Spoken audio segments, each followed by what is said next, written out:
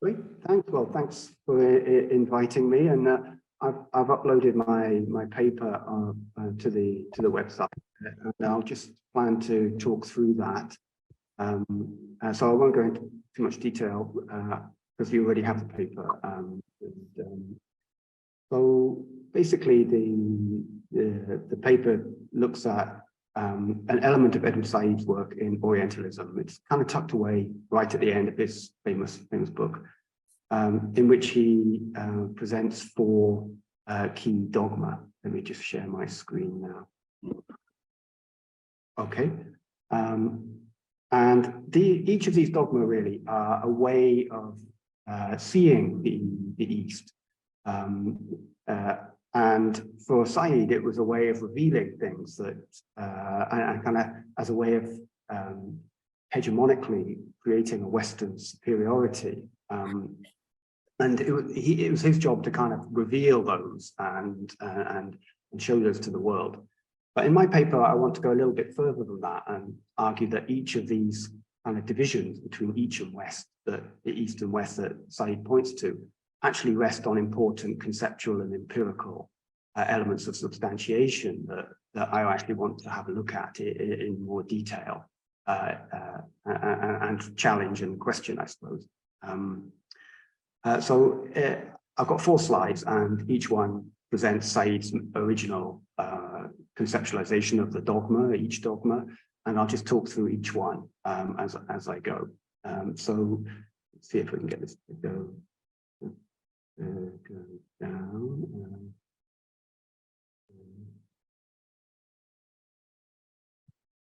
Okay, dogma number 1. Said says the West is rational, developed, humane, superior, and the Orient is aberrant, underdeveloped, and inferior.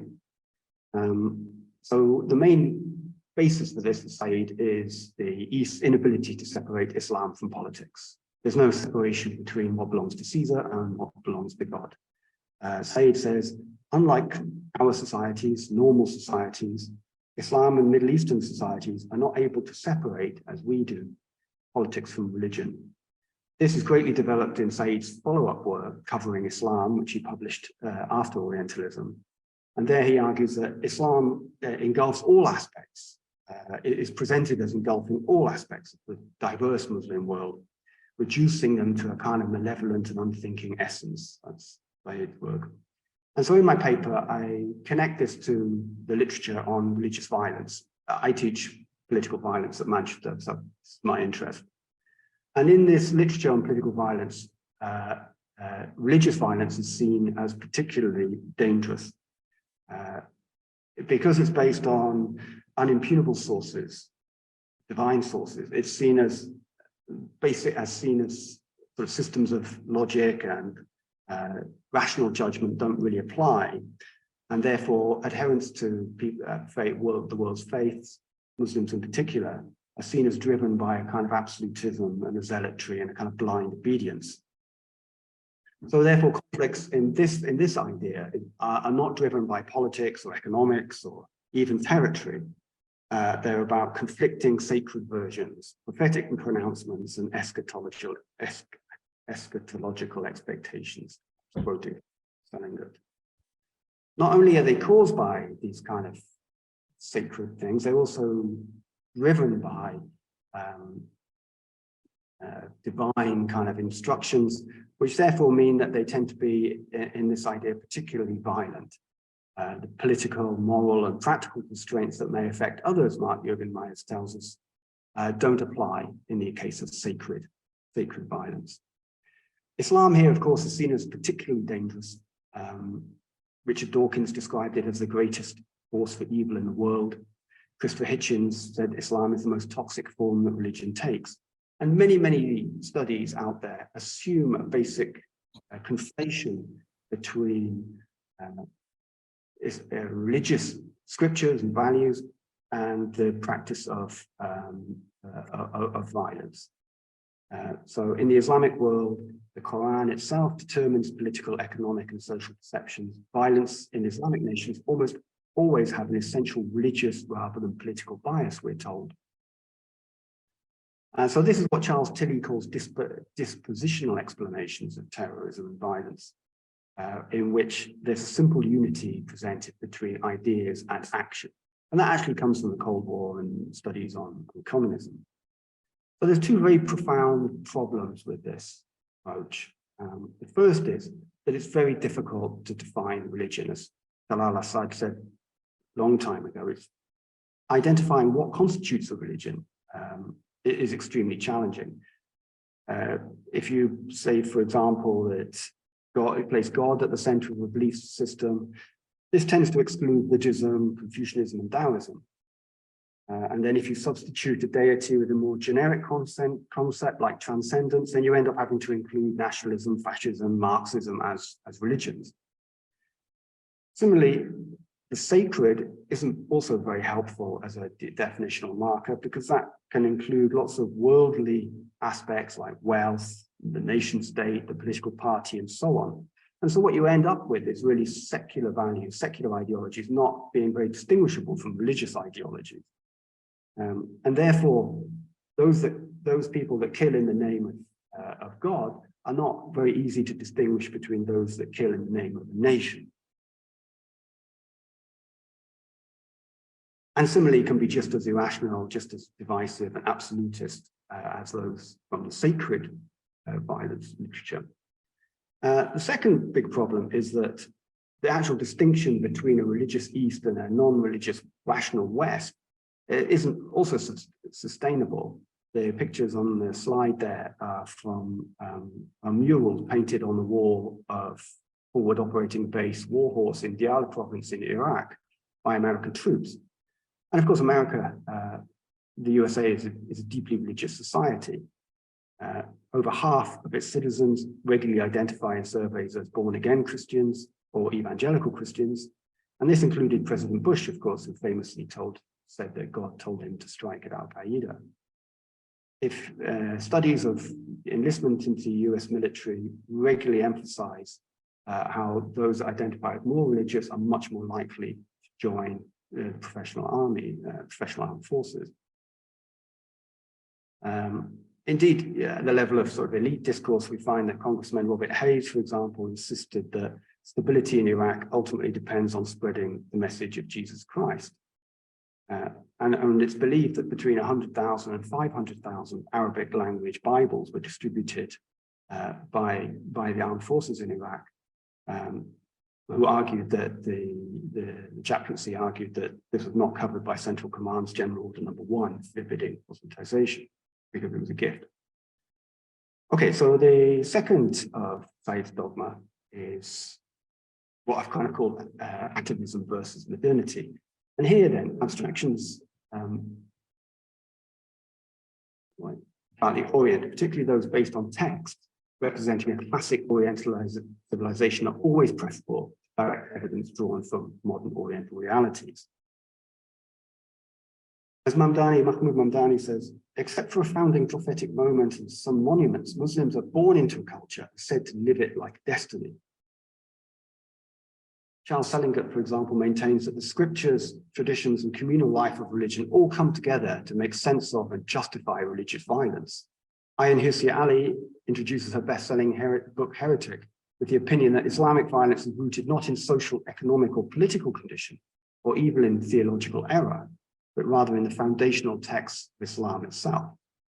Accordingly, it can be said, Muslims don't make culture, culture makes Muslims. And it's no surprise then, by the end of September 2001, that translations of the Quran had reached #1 in Amazon's book-selling list, as the general public looked for a religious explanation for what happened in Washington and New York. So again, there's two fundamental problems here that my paper focuses on. One is that there's a clear distinction between faith and identity. Being religious can either mean an interest in and a knowledge of scripture, worship, and so on, or it can mean a fraternally experienced social connection to others, or it can mean both. Joining or supporting a militant Muslim organization, for example, does not necessarily refer to an increased adherence to any Islamic code. It may simply be done for solidarity and belonging. People who are very pious may have no interest in social action, and people who are very interested in social action may have no Islamic practice in their lives. The two are completely separable. Secondly, Muslim militants, as the picture in the slide shows from the film Four Lions, Muslim militants have been regularly found to be neither particularly knowledgeable about Islam nor very observant. Those responsible for the attacks on New York and Washington in 2001 spent their days gambling and partying, according to the CIA. Those that wanted to in connection with the 2004 Madrid bombing were said to have, by Spanish police, to have a liking for football, fashion, drinking, and Spanish girlfriends. Ramzi Youssef and Khalid Sheikh Mohammed were both regular visitors to nightclubs and bars during their time in Manila in 1994, police records show. Indeed, recently recovered documents submitted to the Islamic State by 4,000 foreign recruits revealed that 70% of applicants defined themselves in a questionnaire they were given as just having a basic knowledge of the Sharia, the lowest possible choice available for selection. Therefore, MI5 and many other security agencies have concluded that actually, far from being religious zealots, a large number of those involved in terrorism do not practice their faith regularly. Many lack religious literacy and could be regarded as religious novices. Okay, so the third Said's dogma then is that the Orient is eternal, uniform, and incapable of defining itself. It must be assumed that a generalized and highly systematic vocabulary for describing the Orient from a Western standpoint is inevitable and scientifically objective. So in other words, the Orient cannot speak on it by itself. It must be defined and given voice by Western analysis. It's not a subject to be consulted as part of a shared knowledge system, the passive object of Western attention. Complexity and heterodoxy is set aside in favor of notions of essential homogeneity, Said says. However, here, my paper presents a revision of Said's initial conceptualization, because I argue that no longer, since the turn of the millennium, actually Muslims have not been homogenized and otherized in quite the way that Said predicts or reveals. Actually, what's happened now is that instead of trying to establish a uniform Islam, Western narratives have tried to establish a more specific variant or even perversion of Islam. Indeed, as Arthur Schlesinger famously said after the attacks on 9/11, retaining the support of moderate Muslims means disproving Huntington. So in other words, it's no longer the blanket approach that Said predicted. The West is now, the Western narrative now searches for bad Muslims alongside good Muslims. So while the Orient remains incapable of defining itself, it's no longer presented as eternal and uniform. Rather than a kind of singular enemy, the Muslim world is now a cultural terrain in which the West needs to intervene to reshape identity and to save it from itself, Al-Kanani says. Objectifying Muslims is not simply a process of otherization anymore then, but a strategic means of engaging in what the Rand Corporation call the internal struggle within Islam. In a series of important reports from Rand in the build-up to the beginning of the Obama administration, they went on to identify what moderate Muslims might look like and how the West may seek to work with them. And these were defined as moderate traditionalists and Sufis, who we are told apparently have long been natural allies of the West. The others, this is compared to extremists on the other side. So in other words, and these extremists are defined in a kind of Matryoshka kind of doll, with Muslims as the biggest doll, and inside are Islamists, and inside the Islamists are Salafis, and inside Salafis are jihadis.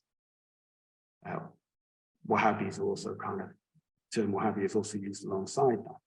Indeed, Ed Hussein makes clear that Al-Qaeda, Islamic State, Boko Haram, and Shabab are all violent Sunni Salafi groupings. Michael Rogers described Inherent Resolve, the military operation against Islamic State. It describes its ideological delegitimization line of effort as tackling the false narrative that the Arab future inevitably belongs to a radical Salafist brand, Sunni fundamentalism. So there's two basic problems here again that I identify. One is that as a form of objectification, Salafism is like religion, impossible to define. In any genealogy, in all the genealogies of Salafism that are put forward over the years, you find the most ridiculous bedfellows being called Salafis. Everyone from Bin Baz to Al-Maqdisi, all put together in this kind of catch-all bad Muslim category called Salafism. In terms of subjectification, in terms of Salafis who are self-identified, what we find here is that the vast majority have no interest in politics whatsoever, let alone violent politics. Their main interest is stripping cultural baggage out of the faith to return to a kind of purer Islam without the kind of all the sort of medieval addings and kind of augmentations. And in fact, they tend to see the struggle in the world as between believers and non-believers rather than between cultures. So they're very unlikely to get involved in the kind of cultural conflicts that Huntington sets out and so on. And indeed, survey data from US mosques, there's a very good survey that finds that self-professed Salafis are amongst the least likely to support terrorist activity or political violence within the United States. And there's a good reason for that, and that's the second problem with this, is that actually, historically, within Muslim tradition and culture, it has been Sufis that have actually been involved in jihad much more than any other group. The kind of charismatic movements at the fringes of Muslim society have been the ones that have led most of the post-colonial wars over history. Faisal Devji brilliantly sets this out in his book, Landscape of the Jihad. And actually, he says that within the kind of academic tradition, mostly the ulama fought colonialism with the pen. It was the Sufi orders on the ground and in the mountains that fought Western power militarily. Hassan al-Banna, for example, although frequently described as the starting point for contemporary Islamic fundamentalism, was actually inspired by the Persian Naqshbandi master Muhammad al-Ghazali. Sayyid Qutb, according to Robert Calvert's brilliant biography, was inspired by the Samaniya of Sudan and Qadiri Sufis in Algiers. Qadiri, Gilani, and Naqshbandi Mujahidi networks in Afghanistan have also had a long history fighting Western encroachment into the country. Mullah Omar himself was raised by Sufi peers, grew up wearing tiny extracts of the Quran sewn into his clothes, told people he was motivated by an apparition, wore a cloak which he claimed was owned by the Prophet himself, and regularly attended prayers at the shrines of local saints. So completely un-Salafi. Even Osama bin Laden, who, don't forget, his mother was Shia from Syria, is also a very unlikely Salafi. He wears un-Salafi jewelry, he recites Fatiha at the funerals of martyrs, and he believes in interceding with God for the salvation of fallen comrades, all of which classically un-Salafi. Okay, so moving quickly on, the final dogma then is, this is the idea that Said puts forward, that the Orient is at bottom something to be feared or to be controlled through pacification, research, importantly, and outright occupation where necessary. And this is because one reason for this fear that Said says is because their violence, the Oriental violence, is tainted by religion and is therefore uncontrolled, absolutist, fanatical, irrational, divisive. Our violence, on the other hand, is portrayed as secular, controlled, modest, rational, beneficial, peacemaking, and only occasionally, regrettably, necessary to contain the violence of the East. A moral taxonomy like this, then, East versus West, and these kind of binaries, therefore tend to be particularly powerfully invoked when bad Muslims, Salafis and so on, jihadis, threaten the progressive intervention of the West. After all, the Islamic State was comprehensively ignored by the West when they were massacring Arab villagers hand over fist in 2013. They only came to our attention when they graphically beheaded Western hostages. So again, there's two basic problems here identified in the paper. The first is that Muslims are simply not especially violent. Within the top 10 countries suffering the highest murder rates worldwide, Muslims make up an average of less than 1% of the population. Conversely, out of the 10 countries with the lowest homicide rates in the world, Muslims constitute an average of 44% of the population. Michael Fish concludes his large-scale statistical study of this with the observation that homicide is markedly rarer in Muslim societies than in non-Muslim societies. The second problem with that is that we in the West are especially violent. During the first 18 months of the administration alone, the Coalition Provisional Authority forces in Iraq, according to an epidemiological cluster survey in the Lancet, published in the medical journal The Lancet, killed at least 100,000 people, half of which they found to be women and children. Further research funded by the United States Army itself found that 28% of US Marines and 14% of Army soldiers admitted being responsible for the death of a non-combatant while serving in Iraq. Indeed, periodic calculations carried out by the Iraqi government regularly concluded that coalition forces were killing double the number of civilians than the insurgents. 45,000 military personnel, British, American, and so on, joined the website nowthat'sfuckedup.com to exchange pornography with graphic combat images.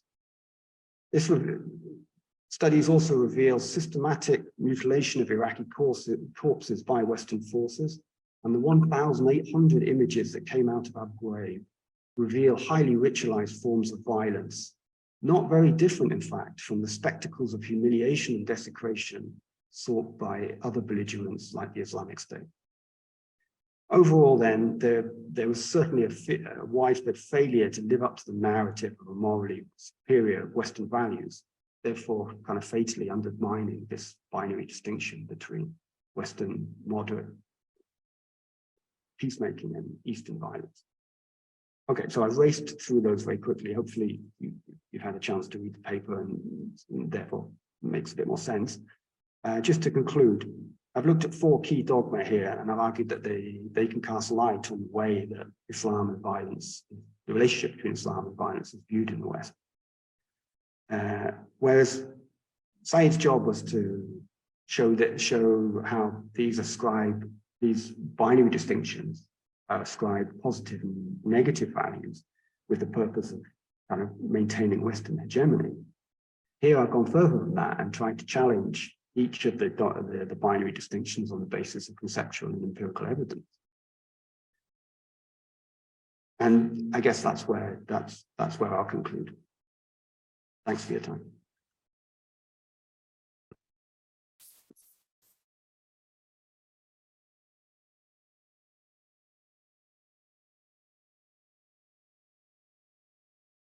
You're still on mute there, Anna. Sorry. Thank you. We can listen now to Mohsen, and we'll have questions at the end.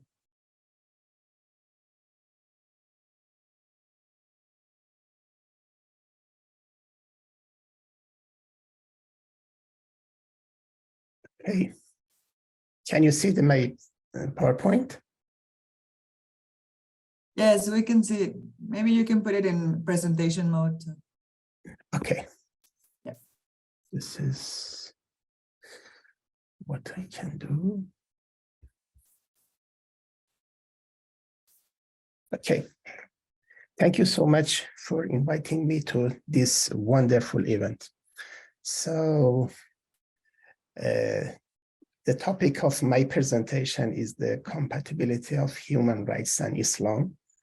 And this is I think, a report of my book, Human Rights and Reformist Islam, that was published 2021 by Edinburgh University Press. So in the introduction, I compared my approach to this subject with 5 prominent scholars on this subject.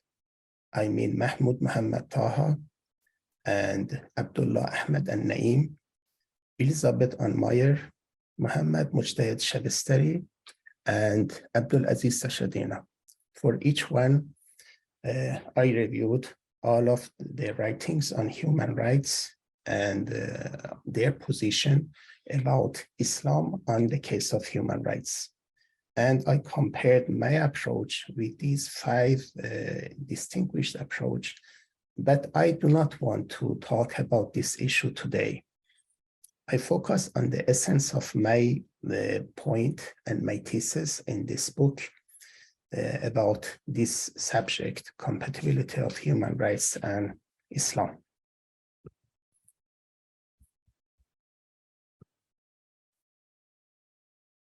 I start with this point in continuity with Timmy, that wonderful presentation before me. I want to focus on this point.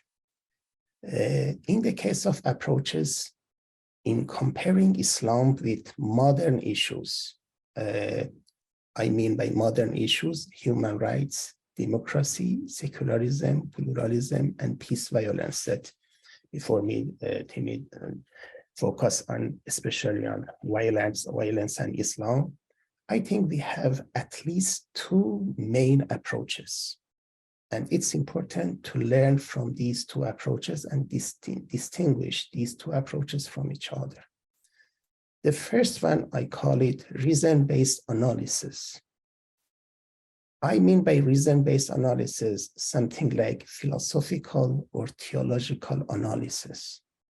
There is something in the case of Islam, for example, we try to find something in Islamic philosophy or so-called Islamic theology, that what do they think about human rights, about, for example, violence, about pluralism, secularism, and so on. We have 2 schools based on this approach. The first one is exceptionalism, and the second one is essentialism. By exceptionalism, I mean that many scholars reach this point among the Orientalists that Islam is except. This is something different from the others. So when we want to talk about violence, when we want to talk about especially human rights, that is my subject today, or about secularism. So this is completely different from all other traditions that we have. So it means that if we have violence, it comes from, for example, this tradition because of something that is essential in Islam. They try to find, for example, about violence, about the violence of human rights, about dictatorship, about other issues, something that essential to the Quran, essential to the Islamic jurisprudence, essential to Sharia, essential to this, essential to that. So this is a very large approach, especially among the Orientalists, that they try to find something like this, as I mentioned. I call them a reason-based analysis.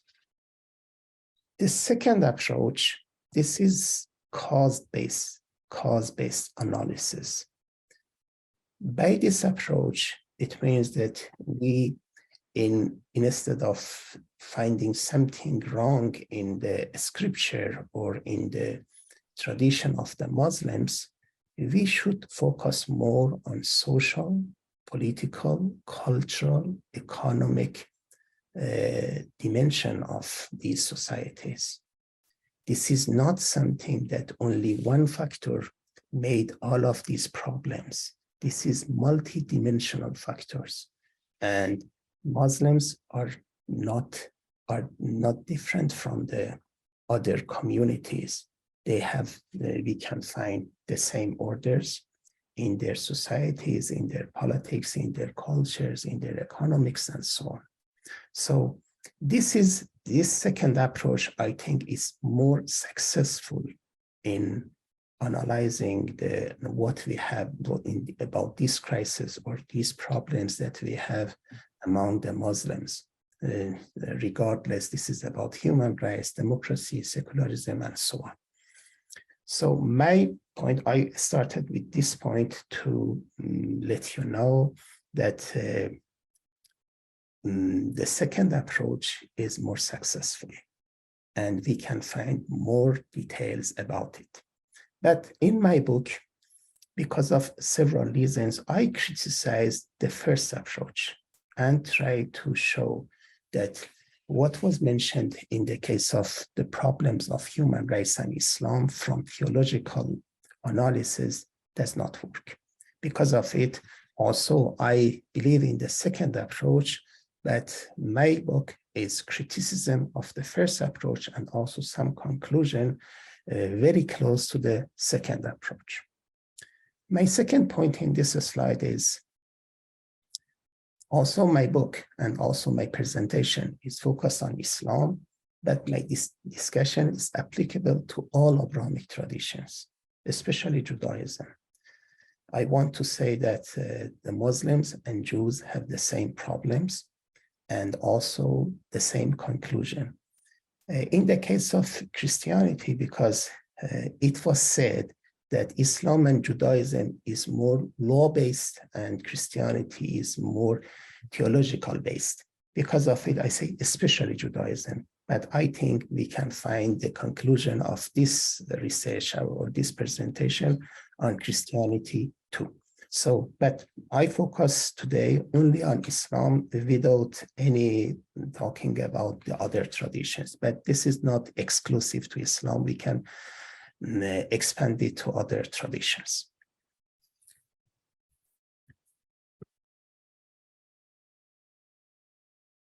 The second slide is about Islam and human rights. We have two terms here.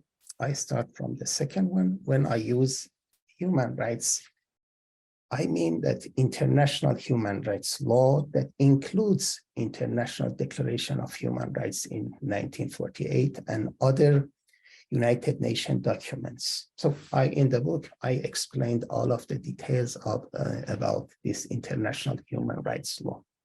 I do not want to spend my time on this point, but more I will talk about Islam.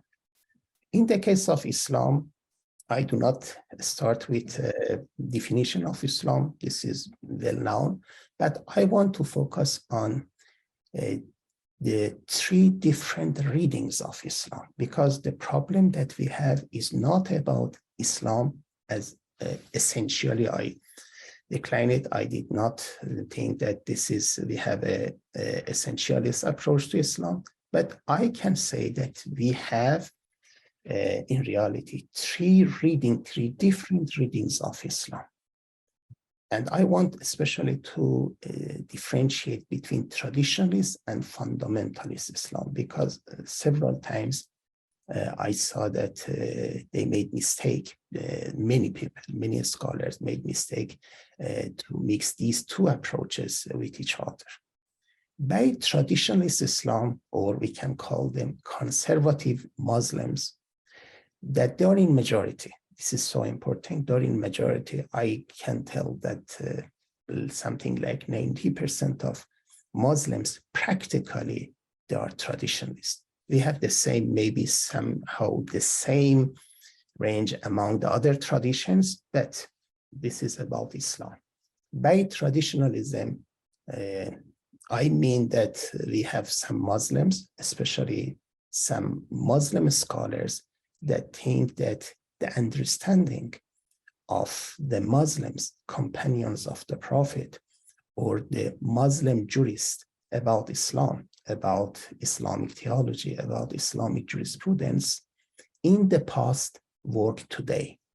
It means that they do not make any differentiation between understanding of Al-Ghazali, for example, in 10 centuries ago, with the scholars that we have today.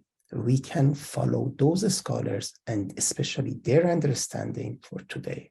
It means that these, or most of these traditionalists, I can say, they read the scripture out of its context, or they read the prophetic tradition out of its context, or they do not follow the orders of hermeneutics in this case. The second approach is fundamentalism. We learned in the first presentation today a lot about this approach. I agree with that, especially among the Sunni Muslims. So almost all of these fundamentalists are something like Salafis, a branch of Wahhabism. And those fundamentalism, I mean that most of them believe in somehow Islamic state and for Sharia as the state law. And also they do not have any problem for using violence when for implementation of Sharia when they found it is necessary, something like this. Among the Shiites, they do not call themselves fundamentalists, or they do not, we do not have Salafis among them. Most of them, especially after 1979 Iranian Revolution, they call it revolutionary Islam. So by revolutionary Islam, we have something close to the Sunni fundamentalism. So I wrote a lot about this approach of Shiite Muslims, but this is not the time to talk about it. And the third category here, or the third readings of Islam, this is reformist Islam. And if you remember, I called my book the Human Rights and Reformism. By reformist, I mean these are three different meanings, different, I think, names, other names of these reformists.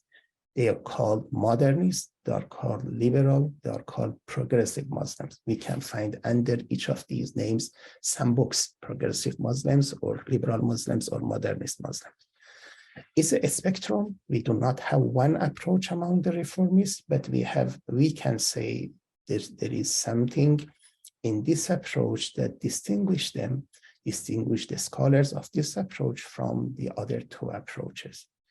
They try to be a Muslim and also good Muslim, but they understand modernity and its requirement too. It means that they try to accept all of those social consequences of modernity, like democracy, like human rights, like secularism, pluralism, and so on, but also by preserving their religiosity and their tradition. That means Islam. So this means it means that for reformists, they try to make compatibility between the readings of Islam with, for example, human rights. It's not between Islam and human rights. It's compatibility between their readings from Islam and human rights. So I try to focus on this issue, that we have different readings, plurality of understanding, plurality of interpretation of Islam or scriptures. And this is completely different from the essence of Islam. That's not exists. So my other point in this slide is about exactly the subject of my presentation, Islam and human rights. So we have two approaches, practical and also theoretical, both one. The first one I highlighted as compatibility, and the second one, incompatibility. By incompatibility, I start with, because I want to talk about the first one more. By incompatibility, after... Sorry? Oh. Can I continue? Oh, sorry. So by incompatibility, after a long research of the readings of traditionalists and fundamentalist Muslims, I reached that in the major issues of human rights, they think that Islam, from their perspective, is incompatible with human rights. And in my next slide, I exactly mentioned those points that they think that they are incompatible. And their consequence and their conclusion in this point, so human rights, international human rights law, according to them, are not correct. And Islamic teachings includes true human rights discipline, and they call it true human rights discipline. It means that from their perspective, Western human rights law is wrong, and Islamic true human rights is correct. So we have also a spectrum of ideas from, for example, Imam Muhammad al-Ghazali. You should not mix it with Abu Hamid al-Ghazali 11 and 10 centuries ago. This is Egyptian scholar, that was Iranian scholar, and also Muhammad al-Qaradawi, and also Abu al-A'la Mawdudi, that wrote on a human rights issue, I mentioned in my book, and other scholars. So it means that they believe in incompatibility, and practically also their readings of Islam is really incompatible with Islam. I will make several examples in this issue later. In the case of compatibility, I think that all Muslim reformists believe in compatibility of Islam, or it means that they give us a reading of Islam, interpretation of the Quran, and prophetic tradition that is compatible, consistent with international human rights law. So my book includes the details of this point, how we can claim that we have a reading of Islam that is compatible with international human rights law.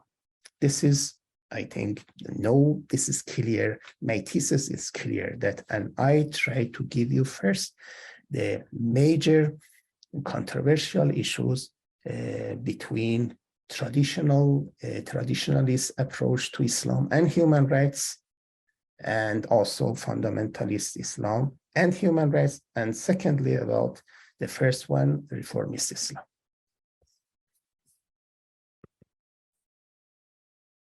So this slide includes the controversial case studies of human rights. I do not want to say this is all controversial issues, but I can say these are the major controversial issues in comparing Islam and the doctrine of human rights. These are 6 I mentioned in the book as 6 axes of compatibility or incompatibility of Islam and human rights. The first one is religious discrimination. So it means that we call it religious minorities. We can call it also unequal rights of Muslims and non-Muslims. So in the book, I classified according to traditional Islam, that also fundamentalist Islam follow them. We have different classes of humans. The first class are, we can say, some denomination of Muslims, because also from this perspective, they believe different rights for different sects, not equal rights. If there is a Sunni Muslim, he writes, for example, some rights for Sunni Muslims, and the second class is for Shiite Muslim. If the writer is a Shiite Muslim, the first class is Shiite, and the second one is for Sunni Muslims. And the third is the people of the book, or the Abrahamic traditions. It means Jews and Christians and also Zoroastrians. So these are the third class of humans. And the fourth one is those non-Muslims that they do not have any agreement with Muslims, and they did not start war or violence among the Muslims. And the fifth class, it means they call it some infidels, that they do not have any right, they are in war with Muslims, and this is completely traditional divisions, that domain of war and domain of peace in medieval time. So I said that this does not work today, and we cannot follow those divisions that we have in traditional jurisprudence or traditional fiqh, traditional understanding of Sharia. So the first case that Muslim reformists started to do something is about religious discrimination. Before any attachment to this or that religion, to this or that denomination, to this or that ideology, all of us are human beings. And because we are human beings, we have some rights. And these rights we cannot exclude in any circumstances. So this is the point that I highlighted in the book. The second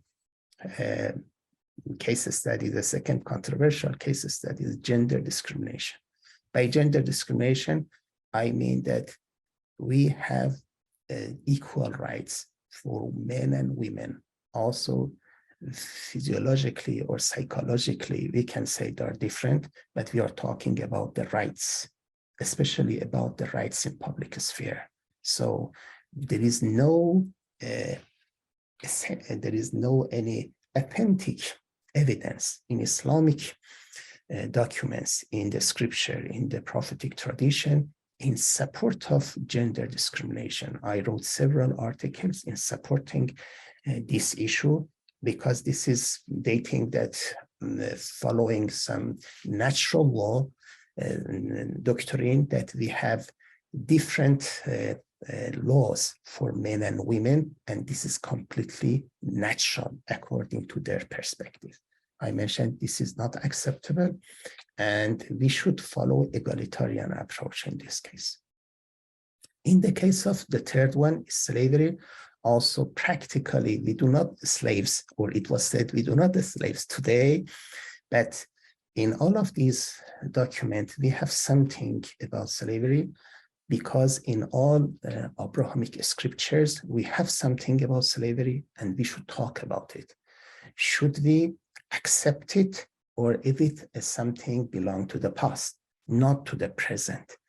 In maybe the most important issue in Cairo Declaration, so-called Islamic human rights in 1990s, and the most important article of this, abolition of all types of slavery, and I admired it. Also, I do not say the same thing about other articles of this declaration. So this is, I do not want to talk more about this, the third one. The first one is freedom of religion.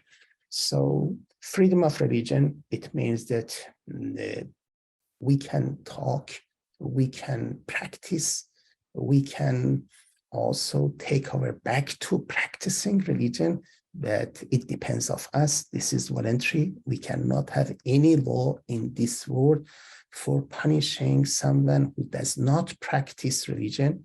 And also the most important item here is criticizing religion free or not, among the Muslims especially? Is it correct to say something, criticize, for example, the scripture, the tradition, jurisprudence, theology, and so on? Is it free, or do we have any punishment for criticism of Islam among the Muslims? So this is also a very large, I think, chapter of my book, and giving a lot of evidence, a lot of argument from the Quran, from the tradition of the Prophet, from the companions of the Prophet and the others, that freedom of religion is the best support for expanding of Islam. If we do not want to do something against Islam, we should restrict this freedom of religion. So this is also, I think, my new article, new paper that was published a few months ago is exactly about this topic, with a lot of details on it. And the fifth one, the punishment of apostasy. So the major question, the key question of this point is it free to come to enter to Islam, but it is not free to go out of Islam, to convert to other religions, to, for example, atheism and other traditions? if we have punishment for apostasy, it means that you cannot go out. It means you're prison to be a Muslim when you accept Islam. I published a book also 2021 that was published by Edinburgh University, the same as this book, exactly on this issue. It means apostasy and blasphemy in Islam, and I denied any punishment in the name of Islam for these two issues. I think this is completely wrong. There is nothing in the Quran in support of this punishment. And the last one is arbitrary or harsh punishments that we have in at least 3 countries today, that they have something in the name of Islamic State, and they have Sharia as the state law. I mean, that's Saudi Arabia, Islamic Republic of Iran, Islamic Emirate, and of Afghanistan. So we have the particular of this topic we can find in these 3 countries. So this is I think the major chapters of my book, and for each one I made something in the book. About the methodology that I have made in the book to solve this problem, it means reformist Islam. I divided ijtihad. This is, reasoning on Islam. We have 2 types, traditional and the new one, reformist. I call it structural ijtihad. So I do not have time to explain it, but I can tell you the essence of my argument. I classified Islamic teaching rationally to 2 types. The first one is permanent teachings, or I can say timeless teachings. And the second one is temporal teaching or time-bounded teachings. By permanent teachings, I mean all types of theology and also ethical teachings that are timeless, and also rituals and quasi-rituals that I will explain it later. And by temporal or time-bounded teachings, I mean legal teachings, something that is called Islamic law. And all of the cases of challenge of Islam and human rights, we can find in the second one, not in the first one, according to my argument. And also, when we have, we can classify also Islamic teaching to theoretical and pure and practical. I focus on practical practical teachings of Islam that is called Islamic jurisprudence or fiqh, or is called Islamic law. These are rituals, quasi-rituals, and human interactions. I do not have anything today in this presentation about rituals and quasi-rituals. By quasi-rituals, maybe it's difficult for understanding. I mean something related to eating, drinking, and sexual relationship. But by human interactions, I mean, it's in Arabic, it's called al-mu'amalat. This is the major part of Islamic jurisprudence or so-called Islamic law, and all the problems of the human rights you can find in human interactions. I have my maybe innovative point in this book is this: the criteria for being Islamic permanently. It means that what we can, some teachings of Islam that is Islamic today. I have 4 criteria. That means reasonableness, justice, morality, efficiency. It means in the time of early Islam, so in the time of Prophet Muhammad or in the time of revelation, all of the Islamic teaching was reasonable according to mentality of that time. They were just, they were moral, they were efficient, comparing with the other traditions or other legal system. But does it mean that these teachings, this practical teaching in human interactions have these 4 criteria today? Are they reasonable, just, moral, and more efficient than the others? And my point, some of them do not have this. So what should we do with them? And this is the last one. It means that those teachings that do not have these 4 criteria, it means they were Islamic, but we cannot call them they are Islamic. They are not Islamic. Many points in the case of women's rights in Islam, in Sharia, are this. They were, but they are not. And because of it, I can say that these type of Islamic teaching, they are abrogated rationally. It means that we do not remove from the scripture, we do not remove from the tradition, but we do not practice them. Something like slavery during the Bible, this is in the Quran, but we cannot work them today the same as the other issues that we have there. So it means, in my understanding, this is I call them temporal, and they are abrogated. So my approach, my concluding remark is, it's end-oriented Islam, and following Fazlur Rahman in Chicago University, he said we should follow the spirit of Islam. This is Islam, not some temporal and abrogated approach that he did not say about this abrogation of temporality. He mentioned only the spirit of Islam. Thank you. This is the end of my presentation. Thanks for your interesting presentations. One question, do you think after the Trump regime, the idea of the US or Western exceptionalism is decaying or getting weaker, or you don't perceive that? Hamid, can you start or should I answer? You go ahead, Musa, go ahead. Thank you. I think both of us are in the same track. So I think that in the time of Trump administration, his administration was exceptionalism. And something happened for me. I was a fellow on Wissenhof College in Berlin on that time. And I have Iranian background. So because of his ban, I could not continue. And it was for 6 months, I returned to US in the first months. Why?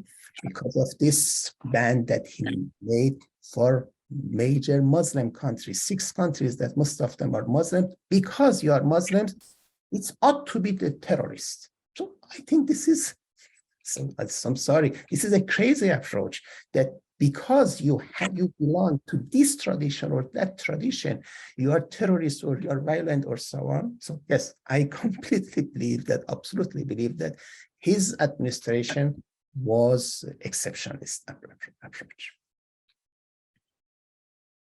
I completely agree. I suspect, though, that we're in a period of relative American isolationism.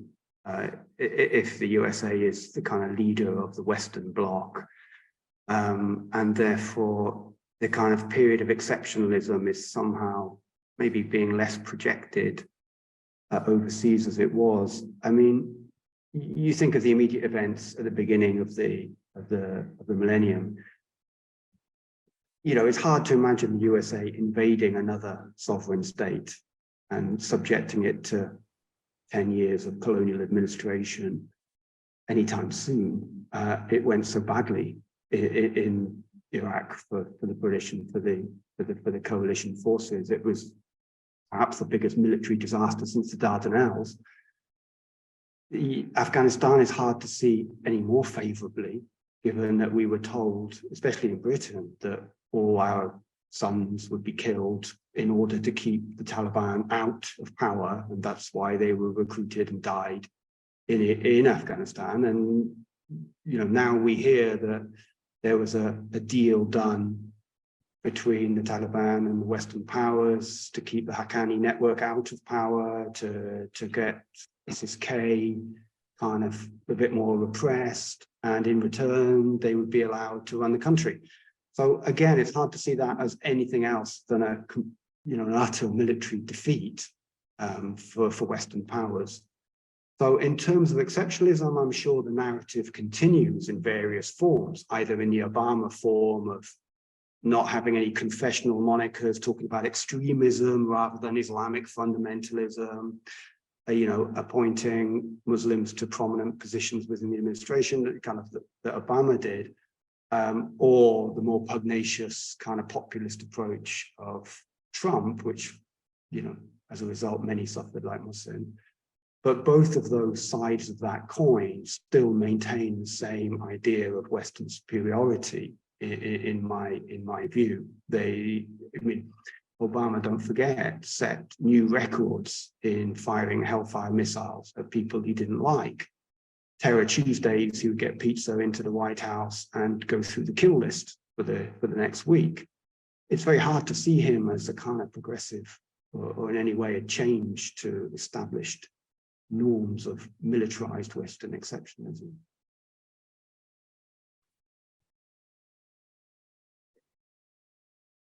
Well, thank you very much. I don't know if you have questions between each other to wrap up the session. Yes, go ahead, Listen. I agree with most of your points. I think for dogmas and also for following Edward Said's framework on Orientalism and also revision of what he has done or continuity of what he has done, maybe the only point that I can emphasize, and I think that you also may agree with me, fundamentalism among the Muslims is a reaction to what one of these four dogmas that you mentioned. This is reactionary, I think, issue, not something that started among the Muslims. And for the percent of the fundamentalists among the Muslims, according to my research, and this is so good for Western media to understand that most of the Muslims, almost majority of the Muslims do not like these so-called fundamentalists, so-called Salafis or revolutionary Islam. This is something in some statistics, this is less than 5%. In my statistics, this is less than 1% of the Muslims. So this is especially for those radical Salafis. For radical Salafis, I think they're less than 1%. And they are not mainstream of Muslims. If we go to Egypt, if we go to Arab countries and also the other countries, they hate this approach of Islam.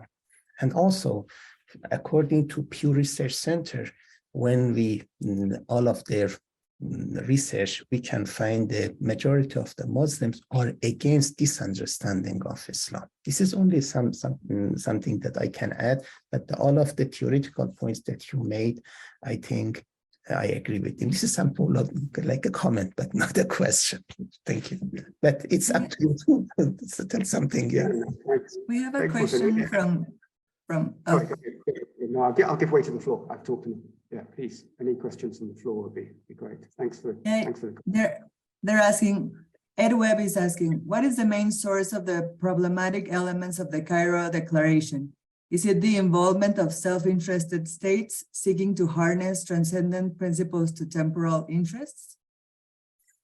So it's a good question about Cairo Declaration of so-called Islamic human rights. So I explained that most of the articles of this declaration is problematic.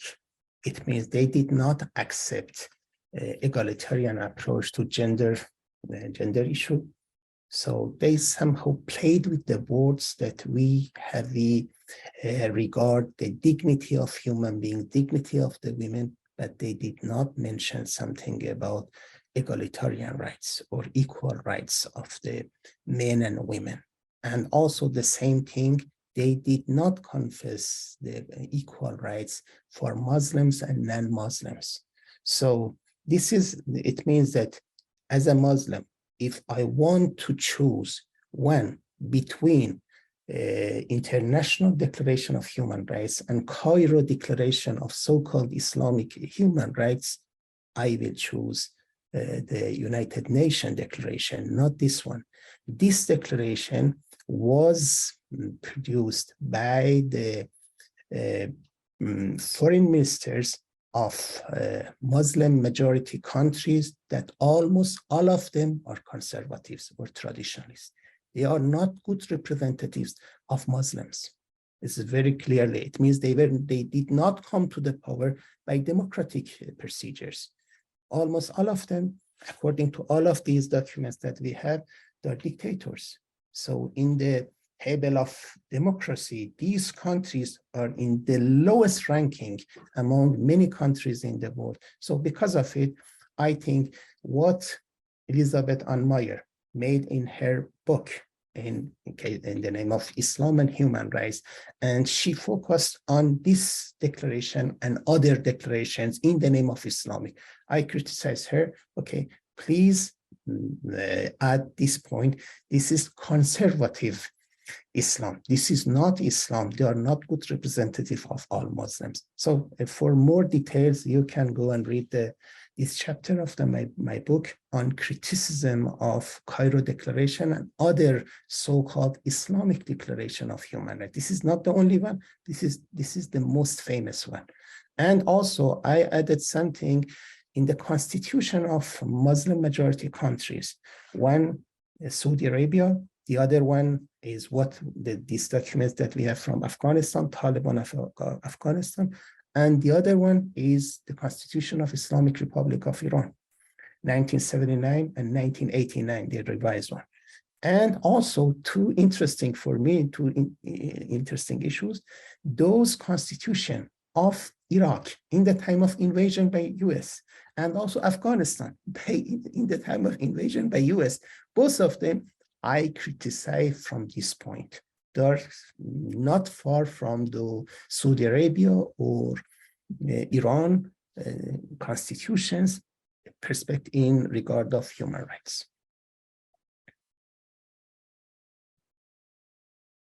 I mean, I think just to add to that, I mean, could that perhaps explain why so many Muslims are skeptical about the kind of human rights agenda that the West has, and that Mohsin pointed out in his presentation?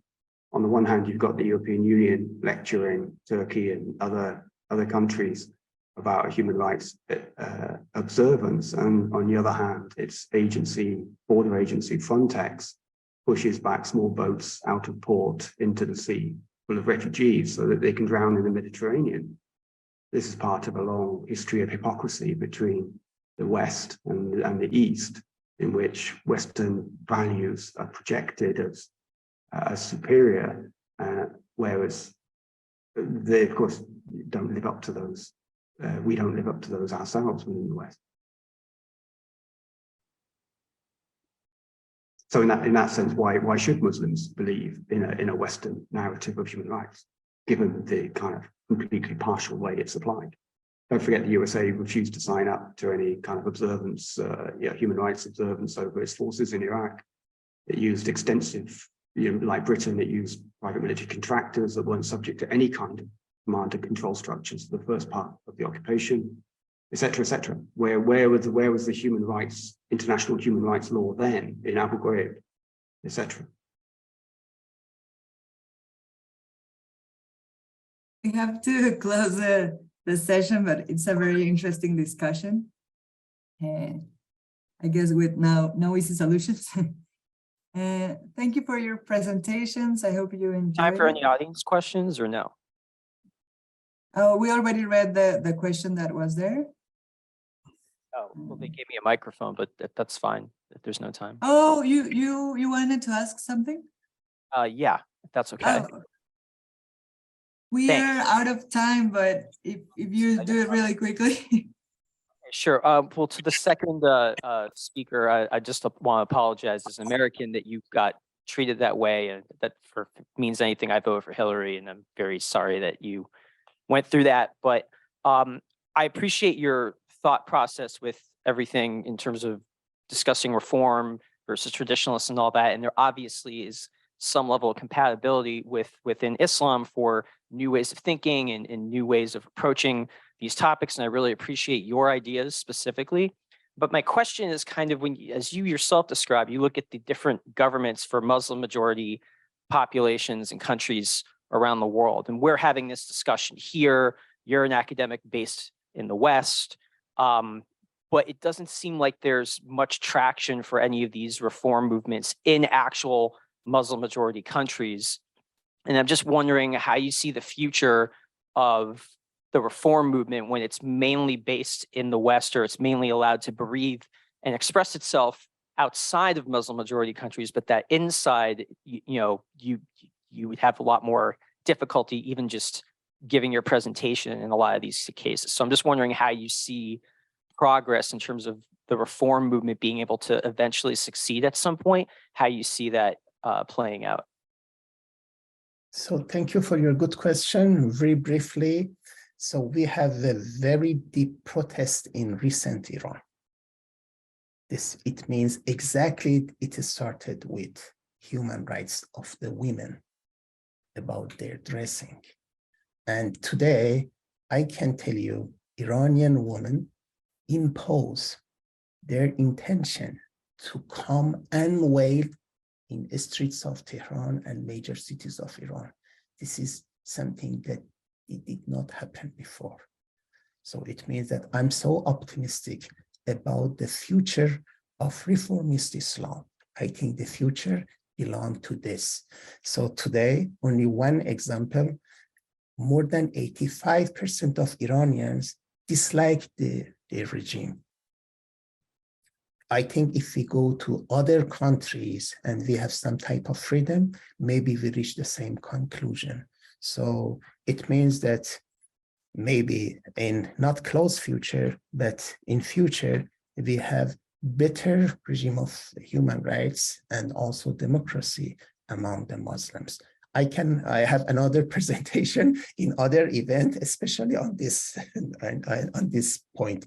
And I try to, you can read my articles and my interviews on this point, especially regarding to your question. I'm so optimistic about the future of Muslim reforms.